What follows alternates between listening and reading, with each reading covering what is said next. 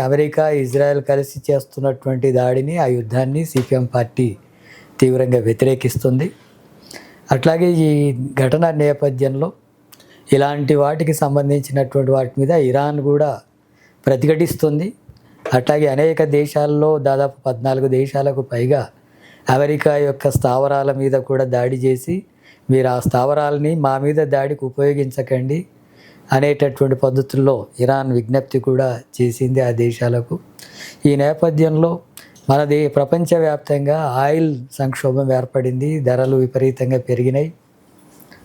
Hormuz జలసంధిని బంద్ చేయడం వల్ల ఇప్పుడు మన దేశానికి రావాల్సినటువంటి ఆయిల్ కూడా రావడం లేదు. ఈ నేపథ్యంలో ఇక్కడ ఆయిల్ ధరలు పెరగడం ప్రపంచవ్యాప్తంగా ఇలాంటి ఆర్థిక సంక్షోభం, వాణిజ్య సంక్షోభం ఏర్పడడానికి ముఖ్యమైన కారణమవుతుంది. అమెరికా సామ్రాజ్యవాద ధోరణి వెనిజులా మీద దాడి చేసి ఆ దేశ అధ్యక్షుడిని భార్యని కిడ్నాప్ చేసింది. డ్రగ్స్, ఇతర వ్యాపారాలు చేస్తున్నాయనే పేరుతో